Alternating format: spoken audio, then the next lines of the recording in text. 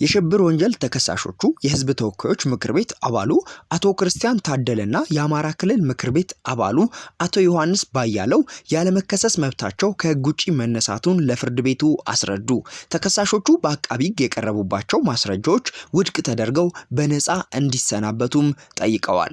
ኢልሃን ኡመር ጥቃት ደረሰባቸው። የሚኒሶታ ግዛቷ የምክር ቤት ተወካይ ኢልሃን ኡመር በከተማው አዳራሽ ንግግር እያደረጉ ሳለ ጥቃት ደርሶባቸዋል። ኢሰብአዊ ነው የሚባለው የሰሜን ኮሪያው የሶስት ትውልድ ቅጣት ወይም ህግ። እነዚህን ሶስት መረጃዎች አብራችሁን ከቆያችሁ የምታደምጧቸው ይሆናሉ። የሽብር ወንጀል ተከሳሾቹ የህዝብ ተወካዮች ምክር ቤት አባሉ አቶ ክርስቲያን ታደለና የአማራ ክልል ምክር ቤት አባሉ አቶ ዮሐንስ ባያለው ያለመከሰስ መብታቸው ከህግ ውጪ መነሳቱን ለፍርድ ቤቱ አስረዱ። ተከሳሾቹ በአቃቢ ህግ የቀረቡባቸው ማስረጃዎች ውድቅ ተደርገው በነፃ እንዲሰናበቱም ጠይቀዋል።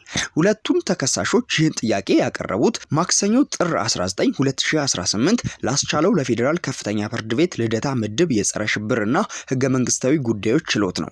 ችሎቱ ለዛሬ ተቀጥሮ የነበረው በአቃቢ ህግ የሰነድ ማስረጃዎች ላይ በእነ አቶ ዮሐንስ ባያለው መዝገብ ስር የሽብር ወንጀል ክስ የተመሰረተባቸው ተጠርጣሪዎች የጽሁፍ አስተያየት አጠናቀው እንዲያቀርቡ ነበር።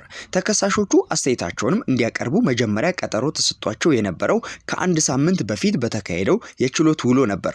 ሆኖም የተከሳሾቹ አስተያየት በጊዜው ተጠናቆ ባለመድረሱ የተከሳሽ ጠበቆች ተለዋዋጭ ቀጠሮ እንዲሰጣቸው ባመለከቱት መሰረት ችሎቱ ለጥር 19 ቀጠሮ ሰጥቷል። በጥር 19 በዋለው የችሎት ውሎ በአቃቢ የሰነድ ማስረጃዎች ላይ ተከሳሾቹ ባለ 31 ገጽ ምላሻቸውን በጽሁፍ ለችሎት አቅርበዋል። በዚህ ምላሽ ውስጥ ከተካተቱ ጉዳዮች መካከል የፌዴራልና የክልል ምክር ቤት አባል የሆኑት አቶ ክርስቲያንና አቶ ዮሐንስ ያለመከሰስ መብታቸውን ከህግ ውጪ የተፈጸመ ነው የሚለው ይገኝበታል። እናም የሽብር ወንጀል ተከሳሾቹ የህዝብ ተወካዮች ምክር ቤት አባሉ አቶ ክርስቲያን ታደለና የአማራ ክልል ምክር ቤት አባሉ አቶ ዮሐንስ ባያለው ይሄንን ለፍርድ ቤቱ አቅርበዋል። ምላሹ እንደደረሰን የምናቀርብላችሁ ይሆናል። ኢሰብአዊ ነው የሚባለው የሰሜን ኮሪያው የሶስት ትውልድ ቅጣት ህግ በሰሜን ኮሪያ ውስጥ የሚተገበረውና የሶስት ትውልድ ቅጣት ወይም 3 generation of punishment በመባል የሚታወቀው እጅግ አሰቃቂ ህግ በዓለም አቀፍ ሰብአዊ መብት ተሟጋቾች ዘንድ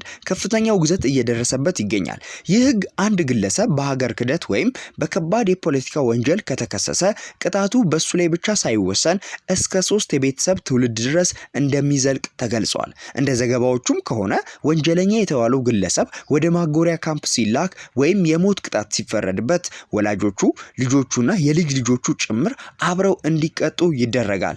ይህ አሰራር የወንጀለኛ ዘር ከምድር መጥፋት አለበት በሚል የጭካኔ ሳቤ የሚመራ ሲሆን በዓለማችን ላይ ካሉ እጅግ አስፈሪ ኢሰብአዊ የህግ ስርዓቶች አንዱ ተደርጎ የሚወሰድ ነውም ተብሏል።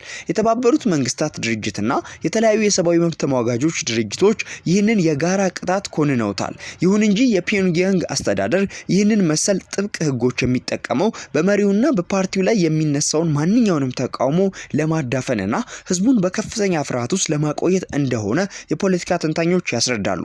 ይህ ህግ በተለይ በሰሜን ኮሪያ የፖለቲካ እስረኞች ካምፕ ውስጥ ለሚገኙ በሺዎች ለሚቆጠሩ ንጹሃን ዜጎች ህይወት መጥፋትና ለሚደርስባቸው ስቃይ ዋነኛ ምክንያት ሆኖ መቀጠሉም ተመላክቷል። ኢልሃን ኡመር ጥቃት ደረሰባቸው።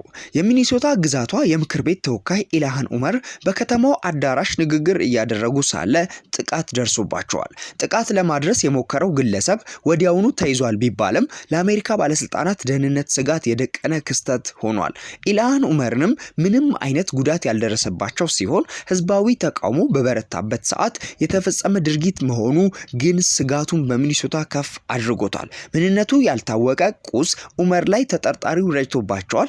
ዜናው እስከ ተጠናከረበት ሰዓት ድረስ ግለሰቡ ላይ ክስ ስለመመስረቱ የአካባቢው ባለስልጣናት ያሉት ነገር የለም። ከአደጋው በፊት ኢልሃን ኡመር የአሜሪካ የስደትና ጉምሩክ ተቆጣጣሪዎች ከሚኒያፖሊስ መውጣት እንዳለባቸው ንግግር ሲያደርጉ ነበር። ዋይት ሃውስ ይህንን ዜና እስካጠናቀረበት በጉዳዩ ላይ ያለው ነገር የለም። የዘገባው ምንጭ አልጀዚራ ነው።